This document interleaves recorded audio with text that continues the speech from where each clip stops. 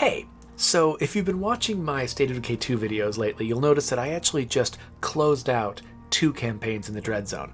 I legacied, put all my characters in the pool, everything's ready to go, and I was originally planning to earn all 4 legacies in the Dread Zone, but I've actually been playing those Dread Zone games long enough that I'm starting to feel a little bit hungry for a bigger challenge. So rather than trying to get all of my Dread Zone legacies, I think I'm ready to step up to the Nightmare Zone.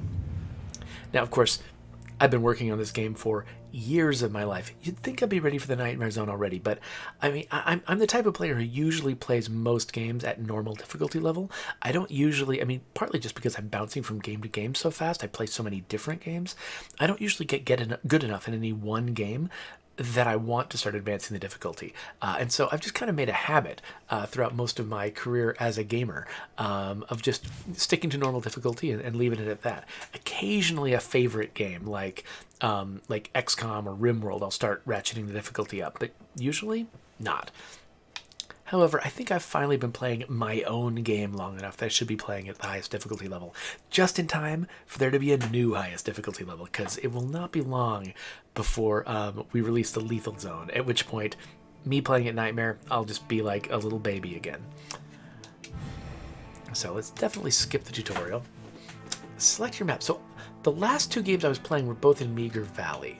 I also did Drucker County pretty recently, so I can either go back to Cascade Hills was the first map we built, and so I still think of it as being sort of the original map.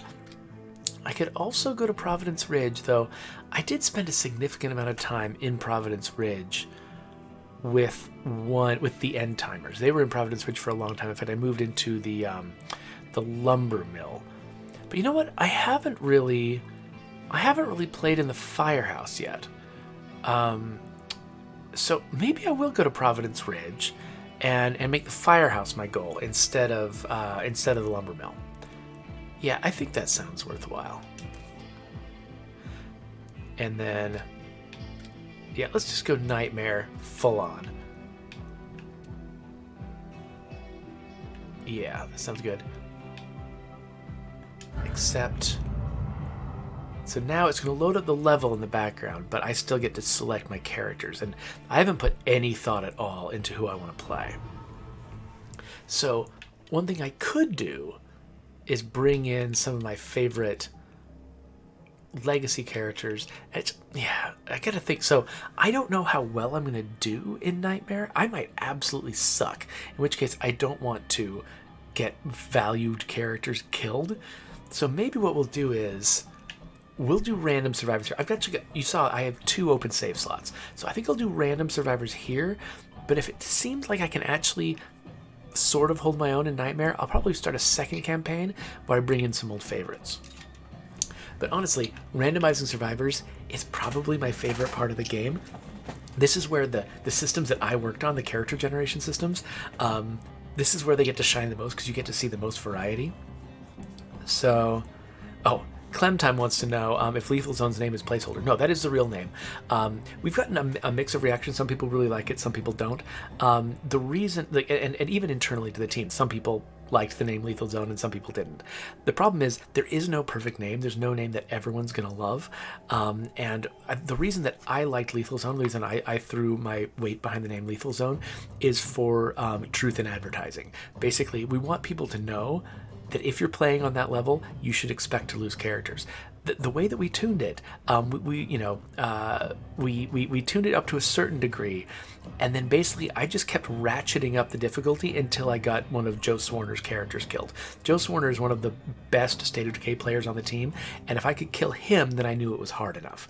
And so if Joe Swarner is getting killed, pretty much anyone can get killed. So we really wanted people to know, yeah, you might bring your favorite survivors into this skill, into this difficulty level because they bring you advantages and you want to be able to have the best chance at survival. But just be aware, they could easily get killed. There's stuff in Lethal Zone that will just murder you. So Nighthawk asks, how did you not roll a 1 lung? I always get people who spend half their lives in a hospital. So surprisingly, actually, somebody can have 1 lung and lead a pretty normal life. Like if they're born with one lung as a child, like, you know, they can adapt. I mean, I don't think they're ever going to be an Olympian, but I am also not ever going to be an Olympian. So that's not, you know, a huge stretch. I actually that one lung trait is actually, I based that on a friend of mine. They had, while I was working on the character system, a friend of mine had a child who was born with one lung, and that was distressing to hear about. But that kid is actually doing really well. He's thriving. He's years old now, and is doing just fine. And so, you know, that's, while, you know, we made it a disadvantage in the game, it actually seems like it might be less of a disadvantage than we made it out to be in the stats. Okay, so who do we got here? So I do really love having a chemist. Having a driver might be okay. Let's mess with this guy. Okay, so let's go until we get like, I feel like a mechanic would be really useful. I'd like to be able to repair vehicles if we're going to be in the zone. I also kind of, soundproofing might actually be valuable in the oh, I should have kept that. Okay, medicine, not too bad. Francisco. I've been trying to remember what name gets Paco as a nickname, and it's Francisco. I always forget because to an English speaker, those two names seem unrelated. I think to someone who speaks Spanish, particularly somebody from Mexico, where that nickname is more common, it seems perfectly natural to call someone Paco if their name is Francisco. But to an English speaker, it's not very natural, so I always forget what the name is. So, okay, having a doctor isn't bad. He's a medical researcher and a skater. So this guy sounds like he's like a character from a TV show who, yeah, he's a medical researcher, so it's a boring job. But let's show the audience how cool he is by having him skateboard to work. So we'll hold on to him for a bit at least. Now, Mariam, chemistry. So chemistry is nice for like getting some high-end gear, but it's not foundational to a team. I think that might be what I need at first. Ooh, Ritika. Let's see.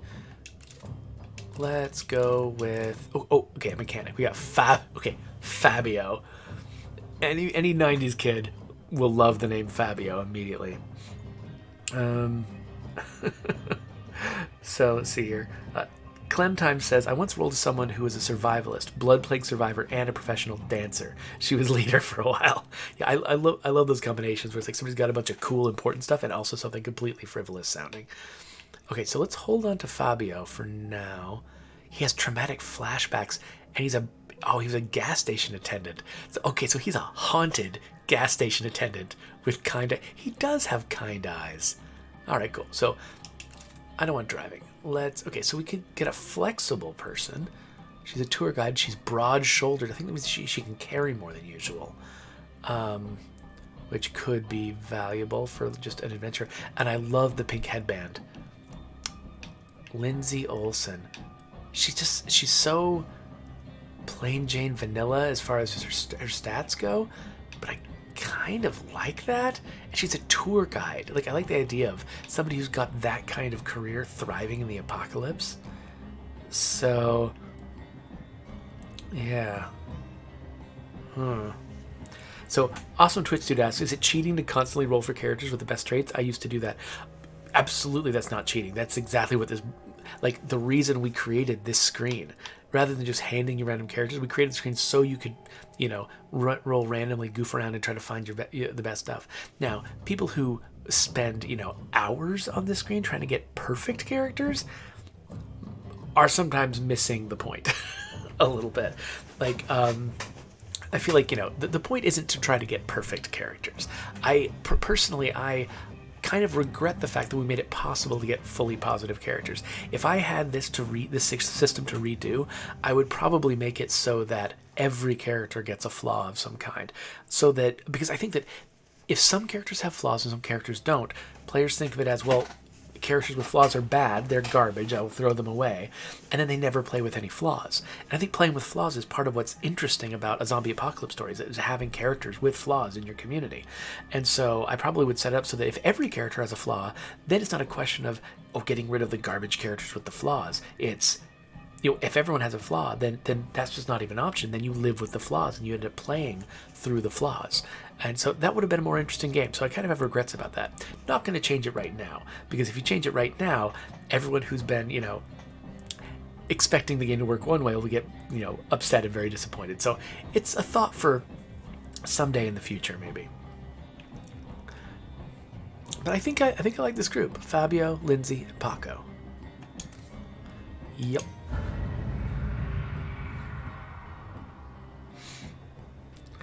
So, DOS FTWS, is this new things added? Am I showing new parts of the game? No, this is the game And we're empty. as it is out in the world right now. I'm not playing So, whose turn is it to find more fuel? I'm not playing a top secret Not me. build or anything. Last time I accidentally stumbled on a juggernaut. I have a better idea. We could settle down here instead of moving on. I admit, it looks better than the last couple of towns we came through. Something Now that about you mention it, oh, it does feel kind of homey. I'm gonna skip this because something about the lighting is making Paco's face look really sickly, and it's kind of freaking me out. So, okay, I am glad that I started as Lindsay, and I love her headband. I am not putting a single hat on this woman. She's going to keep this headband, and okay, this is how you know you're in the nightmare zone. If the car you rode in on is complete garbage. Okay, so didn't get any fuel in the back. So I made a change to the game that would prevent fuel from showing up in the back of this truck, because it's silly. The story is we're out of gas, and fuel would show up in the back, and that was just insane. I don't remember if that has come out in a past patch or if it's in an upcoming patch, but either way, it didn't happen to us this time, so that's cool. Maybe we should just take the next place we come across. All right, you're the doctor. You take that. I'll take the ammo. Let's head up here. There better be something worth finding in there. Oh, got our first zombie. Company's coming. So how would you all feel if you had the option to turn on in-world icons like that for all the missions in the game? So right now, those icons only appear during the opening. We added them as part of the Juggernaut edition, but it was kind of too dangerous and bug-prone for us to add them throughout the entire game, so we just added them to the beginning to make it easier for new players to understand where they needed to go and what they needed to do. But if you had the option, would you turn that on for every mission in the game? Awesome Twitch Dude says icons are nice, especially for noobs. And Nighthawk says that they wouldn't go to a doctor with this Frankenstein face. So I gotta say, like, I think, I actually know the person who donated this face, so he's a very nice man. And he does not normally have a Frankenstein-looking face. Something about the lighting, or maybe it's the fact that my morale is probably low. Yeah, my morale is low, and some of the characters are dirty. So I think something about the dirt texture is also making his face kind of discolored. So Nighthawk says that'd be okay only if I could turn off the icons. That makes a lot of sense.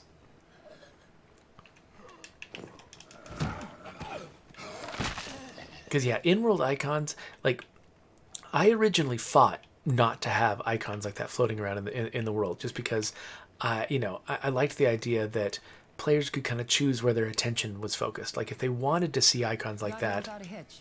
I'll get busy right away. like if they wanted to see, information about where mission events were, for instance, mission objectives, they could look at the mini-map, right? Like when you're looking at the mini-map, you see icons, and if you look away from the mini-map, you don't see icons. And that felt like a really good balance. I kind of wanted to hide the icons in a corner of the screen where you didn't have to deal with them all the time if you didn't want to. That was sort of my position, but part of the problem is, I think we should claim this place and move in. for me, hiding the icons in the minimap, that feels like putting the icons out of the way.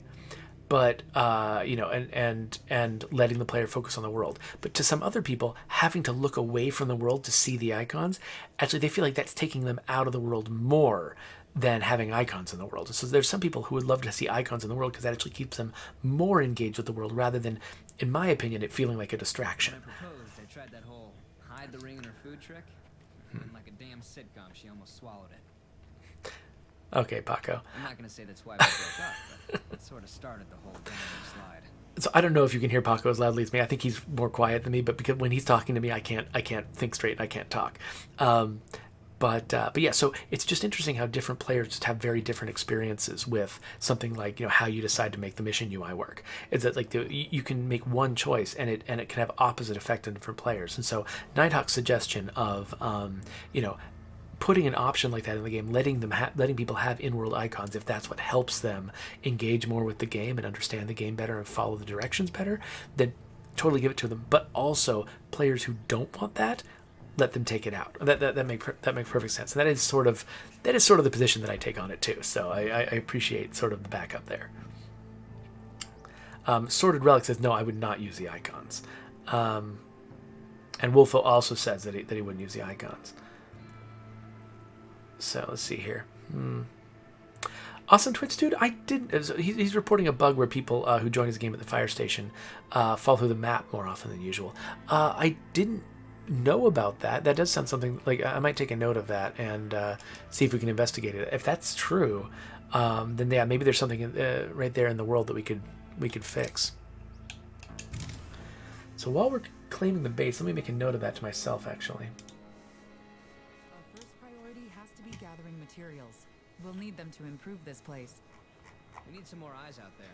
How do you feel about using yours? Falling through the world, joining MP at the fire station. Okay, so I'm on sabbatical right now. I'm not actually solving or reporting bugs at the office, but I made a note of that. So when I go back to the office in December, I'll get somebody on investigating that bug to see if it's a thing we can replicate. Then it might be a thing we can fix. All right, let's keep that ammo, and then where's my doctor buddy? There he is, working in the infirmary like he should. Oh wait, no, I want to talk to him. Where's Paco? Hey, oh no, there it is. Talk to Paco. Let's grab your inventory, grab the rucksack, and get it back here. Okay, so yeah, so one thing that's nice about Providence Ridge is I'll that be back as quick as I can. this one little bit of the starter mission, you can do it right at home. You don't have to leave. It's going well so far over here.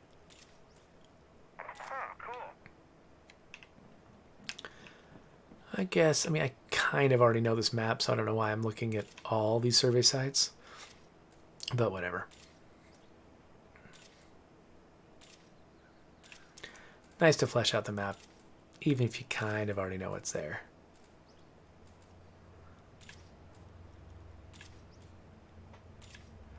Now, I don't know all of Providence Ridge as well as I should. But because I did some of the mission scripting on the starter missions, on like the opening sort of tutorial missions that we do in this area, I did get very familiar with this particular space.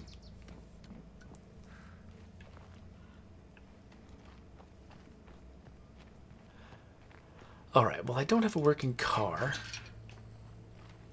Wait, I'm trying to remember. I don't remember what we actually put in your supply locker at the start.